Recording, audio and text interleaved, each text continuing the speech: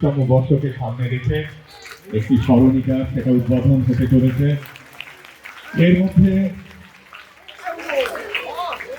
নিশ্চয়ই আপনাদের এই কুচিকাচাদের অনেক লেখা, অনেক শিক্ষক শিক্ষিকা এবং মাননীয় এই অঞ্চলের বিশিষ্ট মানুষদের লেখা স্থান পেয়েছে। ये स्टाइल का मामला है। रूपा फ्रंटलाइन।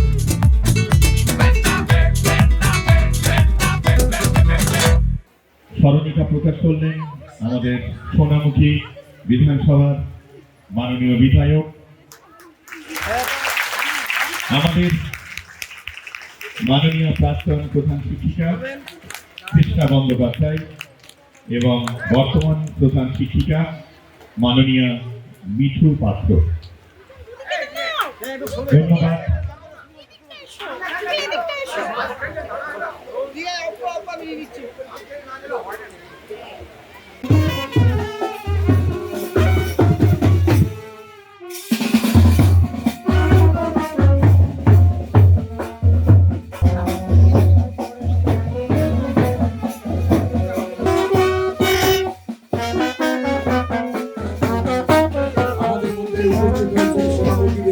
সম্মানীয় বিধায়ক মাননীয় দিবাকর ঘরামি মহোদয়, তাকে আমরা মঞ্চে আহ্বান রাখছি।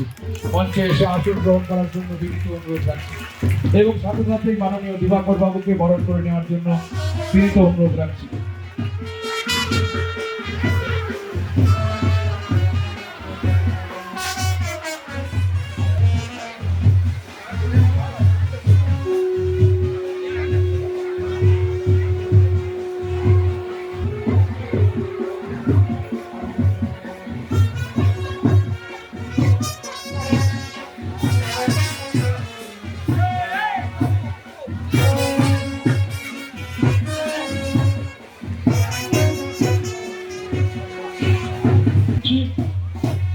পুষ্পস্তবক, ব্যাচ, উত্তরীয় এবং স্মারক দিয়ে আমরা বরণ করে নিচ্ছি মাননীয় শ্রী দিবাকর ঘরামি মহাশয়কে।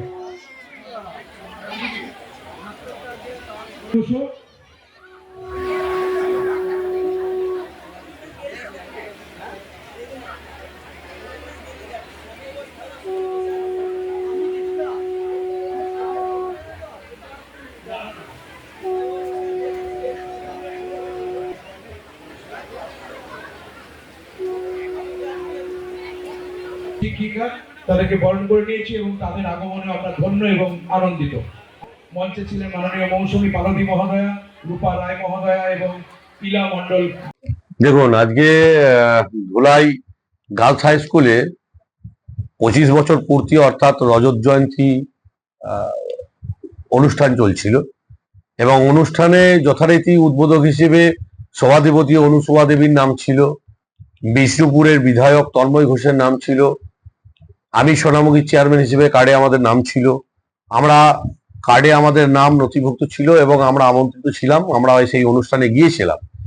কিন্তু দুর্ভাগ্যবশত সোনামুখীর বিধায়ক দিবাকর ঘরামি, উনি কোনো আমন্ত্রণ ওনার ছিল না, আমন্ত্রিত অতিথিও উনি ছিলেন না, অনাহুতের মতো সেই অনুষ্ঠানটাকে পণ্ড করার জন্যে মঞ্চে উঠে যান এবং স্বাভাবিকভাবেই একটা সাম্প্রদায়িক দল, দাঙ্গাবাজ দল, সেই দলের প্রতিনিধির সঙ্গে আমরা বামাটি মানুষের তৃণমূল পার্টির কর্মী সমর্থকরা কোনোভাবেই দাঙ্গাবাজ সাম্প্রদায়িক ধর্মীয় গোড়ামি নিয়ে যারা রাজনীতি করে তাদের সঙ্গে মঞ্চ শেয়ার করি না, আমাদের নীতিগত বিরুদ্ধ এটা। তাই আমরা সেখান থেকে মঞ্চ থেকে আমাদের সমস্ত তৃণমূল কংগ্রেসের যত নেতৃত্ব ছিল, সরকারি প্রশাসনিক স্তরে যারা ছিল, তারা প্রত্যেকেই আমরা সেখান থেকে প্রস্থান করেছি। আমার কাছে যা কার্ড আছে, আমার কাছে আমন্ত্রণ পত্র যা পৌঁছেছিল, তাতে করে কোথাও বিধায়ক দিবাকর ঘরামির নাম এবং গন্ধ ছিল না, তাই আমরা সেখানে গিয়েছিলাম।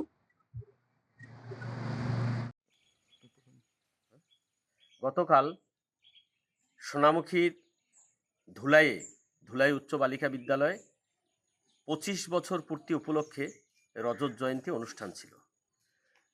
সেই স্কুলের অনুষ্ঠানে আমাকে আমন্ত্রণ জানিয়েছিলেন স্কুল কর্তৃপক্ষ। সেই আমন্ত্রণে সাড়া দিয়ে আমি যথারীতি উপস্থিত হয়েছিলাম। তো আমি যখন ঢুকছি তখন দেখছি মঞ্চে বসে আছে তৃণমূল কংগ্রেসের শ্যামল সাঁতরা, পৌরসভার চেয়ারম্যান সন্তোষ মুখার্জি এবং বাঁকুড়া জেলা পরিষদের সভাধিপতি অনুসূয়া রায় মহাশয়া সহ আরও বিভিন্ন তৃণমূল নেতৃত্ব আছেন। এবং তার সঙ্গে আছেন যিনি বিধানসভার ভেতরে বলেন বিজেপি আর বিধানসভার বাইরে এসে বলেন তৃণমূল, সেই তন্ময় ঘোষ, বিষ্ণুপুরের বিধায়ক, তিনিও ছিলেন। তো আমি মঞ্চের কাছাকাছি যেতেই ওনারা মঞ্চ থেকে নেমে যায়। আমি বুঝতে পারিনি ওনারা কেন নেমে যাচ্ছিলেন। তো আমি গিয়ে তবু সৌজন্য বিনিময় করলাম, জিজ্ঞেস করলাম ভালো আছেন, কথা বললাম। তো ওনারা চলে গেলেন। তো পরে আমি বুঝতে পারলাম বিষয়টা, ওনারা আমি এসেছি বলে চলে গেছেন। তো এলাকার মানুষ দেখেছে বিষয়টা যে কিভাবে হয়েছে, কেন হয়েছে। আজকে এত ছোট মানসিকতার পরিচয় তৃণমূল কংগ্রেসের মধ্যে আছে, যার জন্য বাংলার উন্নয়ন হয়নি, সোনামুখীর উন্নয়ন হয়নি। এত ছোট মানসিকতার নিয়ে কখনো উন্নয়ন করা সম্ভব নয়। এরপরে এখন শুনছি যে পৌরসভার চেয়ারম্যান সন্তোষ মুখার্জি বলছে দিবাকর ঘরামির আমন্ত্রণ ছিল না, তবু চলে এসেছে।